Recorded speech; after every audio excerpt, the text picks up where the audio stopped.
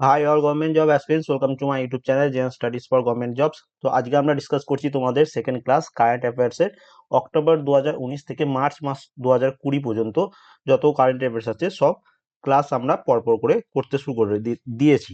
তো first class কাল হয়ে গেছে, যারা দেখোনি ভিডিও ডেসক্রিপশনে প্লেলিস্ট বানিয়ে দিয়েছি, দেখে নেবে। আজকে আমাদের সেকেন্ড ক্লাস এবং আজকে তোমাদের হচ্ছে সেকেন্ড ক্লাস।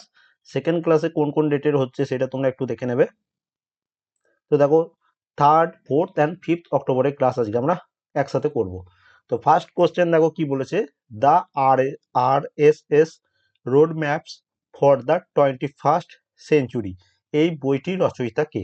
তো বুকস অ্যান্ড অথার্স কারেন্ট অ্যাফেয়ার্সের 2019-20 যেগুলো হচ্ছে সেখান থেকে কিন্তু এনটিপিসি বা তোমাদের গ্রুপ ডি বলো বা যে কোনো এক্সাম বলো, সব এক্সামে কিন্তু প্রশ্ন আসবে। ঠিক আছে, পুলিশ কনস্টেবল মেন্স যারা দিচ্ছে তোমাদেরও কিন্তু খুব কাজে লাগবে 2019-20 বুকস অ্যান্ড অথার্স। তো এখানে এটা অ্যান্সার কি হচ্ছে? এখানে এটা অ্যান্সার হচ্ছে সুনীল আম্বেকর। তো অপশন এ হয়ে যাচ্ছে এখানে এটা অ্যান্সার। এবং এখানে দেখো স্লাইডে তার ফটো দেখতে পাচ্ছ। নেক্সট কোশ্চেন আমরা চলে যাচ্ছি, মাই গভর্নমেন্ট ইন্ডিয়া এর নতুন সিইও কে নিযুক্ত হয়েছেন? তো মাই গভ বা গভর্নমেন্ট বলতে পারো, মাই গভর্নমেন্ট ইন্ডিয়া এর নতুন সিইও নিযুক্ত হয়েছেন অভিষেক সিং। এবং এখানে একটু ডিটেলস জেনে নাও। তো মাই গভর্নমেন্ট একটি সিটিজেন এঙ্গেজমেন্ট প্ল্যাটফর্ম, যা ভারত সরকার কর্তৃক তাদের দেশের প্রশাসন এবং উন্নয়নে সক্রিয় অংশগ্রহণ প্রচারের জন্য প্রতিষ্ঠিত হয়েছিল। ওকে, নেক্সট প্রশ্ন, নীতি আয়োগ এবং কোন আন্তর্জাতিক সংস্থা দ্য গান্ধী চ্যালেঞ্জ চালু করেছে বা শুরু করেছে? তো অপশনগুলো দেখো এবং এখানে এটা অ্যান্সার কি হচ্ছে? এখানে এটা অ্যান্সার হচ্ছে অপশন বি, ইউনিসেফ। এবং এখানে কিছু ডিটেলস দেখে দেখো যে ইউনেস্কোর হেডকোয়ার্টার কোথায়? প্যারিস, ফ্রান্স, যেখান থেকে প্রশ্ন তোমাদের বারবার আসে। ইউনিসেফ এর হেডকোয়ার্টার হচ্ছে নিউ ইয়র্ক। এফএও এর হেডকোয়ার্টার হচ্ছে রোম অ্যান্ড রোমের ইটালি রোম শহরে। ওকে, এবং ওয়ার্ল্ড হেলথ অর্গানাইজেশন ডাব্লিউএইচও এর হেডকোয়ার্টার হচ্ছে জেনেভা। নেক্সট ডিটেলস তোমাদের যেটা জানতে হবে সেটা দেখো, on the 150th birthday anniversary of Mahatma গান্ধীর 150তম জন্ম জয়ন্তী উপলক্ষে এবং the Atal innovation mission AIM যেটাকে বলা হয়, নীতি আয়োগ, অটল থিঙ্কার ল্যাব ATL যেটাকে বলা হয়, এবং United nation children's fund UNICEF যেটাকে বলা হয়, India has launch the Gandhi challenge. এরা এই সব মিলিয়ে এই লঞ্চ করা হয়েছে গান্ধী চ্যালেঞ্জ। এবং এটা কি? The innovation challenge provide a platform for every child across India to ideate innovate solution for the sustainable India and their dreams using Gandhi principle. তো মহাত্মা গান্ধীর প্রিন্সিপাল মেনে প্রত্যেকটা মানে ভারতের প্রত্যেকটা বাচ্চাকে এই সুযোগটা দেওয়া হচ্ছে যে তারা এই চ্যালেঞ্জে অংশগ্রহণ করবে এবং সাস্টেনেবল ইন্ডিয়ার পক্ষে অনেক কিছু ইনোভেট করবে। ওকে, তো পরবর্তী প্রশ্নে চলে আসি 4 নম্বর, টোটাল কোয়ালিটি ম্যানেজমেন্ট TQM যেটাকে বলা হয় জন্য 2019-এর ডিমিং পুরস্কার কোন ভারতীয় সংস্থা জিতেছে? তো টোটাল কোয়ালিটি ম্যানেজমেন্ট এর জন্য 2019-এর ডিমিং পুরস্কারটি জিতেছে LG ইকুইপমেন্ট। অপশন সি হচ্ছে এটার অ্যান্সার। ওকে, অপশন সি হয়ে যাচ্ছে এটার অ্যান্সার।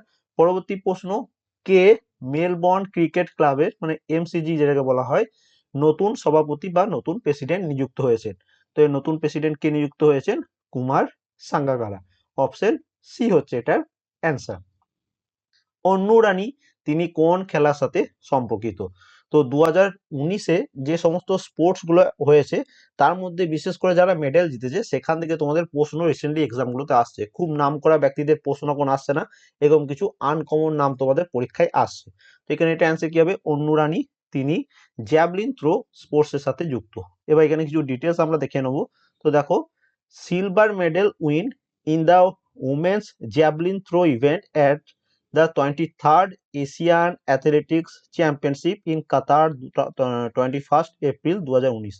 তো এশিয়ান অ্যাথলেটিক চ্যাম্পিয়নশিপ যেটা অনুষ্ঠিত হয়েছিল 21 এপ্রিল 2019 সালে, সেখানে জ্যাভলিন থ্রো ক্যাটাগরিতে মহিলাদের জ্যাভলিন থ্রো ক্যাটাগরিতে তিনি সিলভার মেডেল পেয়েছিলেন এবং তারপরে ব্রোঞ্জ মেডেল পেয়েছিলেন IAAF world challenge event call Ostrava golden spike athletic meet held in Ostrava চেক রিপাবলিক। তো চেক রিপাবলিকের ওস্ট্রাভাতে অনুষ্ঠিত IAAF ওয়ার্ল্ড চ্যালেঞ্জ ইভেন্টে তিনি ব্রোঞ্জ মেডেল জিতেছেন। তো তোমরা বুঝতে পারছো কেমন ভাবে বিভিন্ন এক্সামে কোশ্চেনগুলো তারা নতুন ভাবে তৈরি করছে, এই ধরনের প্রশ্ন তারা নিচ্ছে।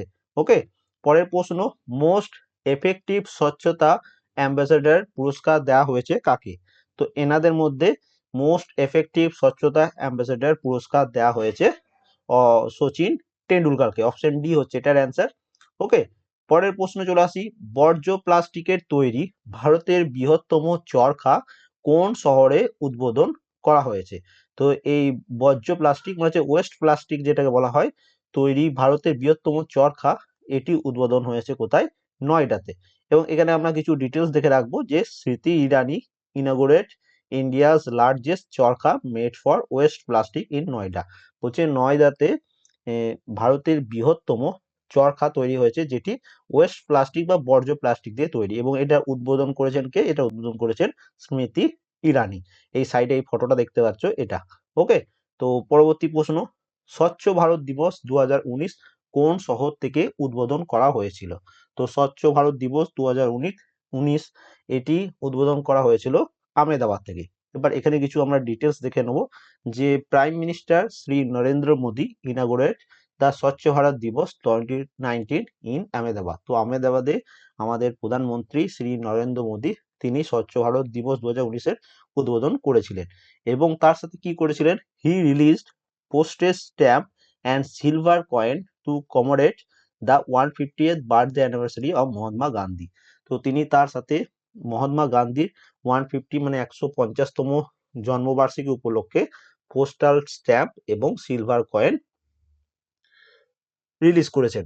ওকে, পরের প্রশ্ন 10 নম্বর প্রশ্ন, India and the Netherlands past present and future গ্রন্থটির রচয়িতা কে? তো the India and the Netherland past present and future এই গ্রন্থটির রচয়িতা কি? তো এই প্রশ্নটির অ্যান্সার কি হচ্ছে? এটাও তোমাদের দেখো 2019-এর বুকস অ্যান্ড অথার্স থেকে প্রশ্ন। তো এখানে এটা অ্যান্সার কি হচ্ছে? ভেনু রাজামণি। সাইডে তোমার ফটো দেখতে পাচ্ছ। তো India and the Netherland past present and future গ্রন্থটির রচয়িতা হচ্ছেন ভেনু রাজামণি। 11 নম্বর প্রশ্ন, ভারতে প্রথমবারের মতো ভাসমান বাস্কেটবল মাঠটি কোন শহরের কাছে খোলা হয়েছে? তো ভাসমান বাস্কেটবল মাঠ বলতে ফ্লোটিং বাস্কেটবল কোর্ট যেটাকে বলা হয়, তো সেটা কোন শহরের কাছে খোলা হয়েছে? তো এটা কোথায় খোলা হয়েছে? এটা হচ্ছে মুম্বাই। অপশন ডি হচ্ছে এটা অ্যান্সার। এবার কিছু ডিটেলস আমরা এখান থেকে দেখে নেবো। স্লাইডে ডান সাইডে তোমরা ফটোটাও দেখতে পাচ্ছ।